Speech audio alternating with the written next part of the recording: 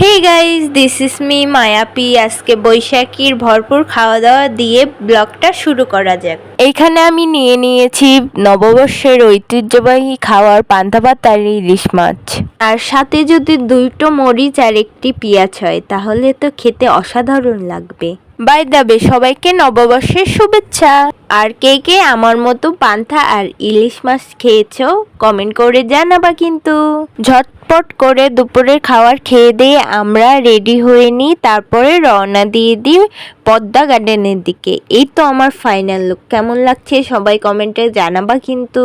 আর কে কোথায় ঘুরতে গেছিলা আমাকে কিন্তু কমেন্টে জানিয়ে যাবা তোমরা।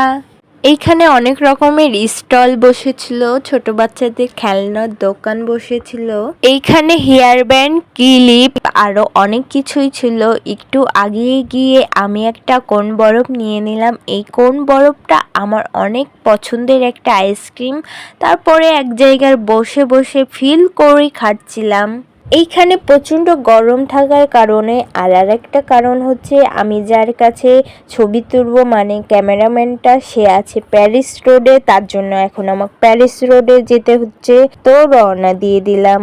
বাই দ্য ওয়ে, ভিডিওটা কিন্তু ছিল 14ই এপ্রিল মানে নববর্ষর দিনে, কিন্তু ভিডিওটা আমি এডিট করে ছাড়ছি আজকে, সরি গাইস।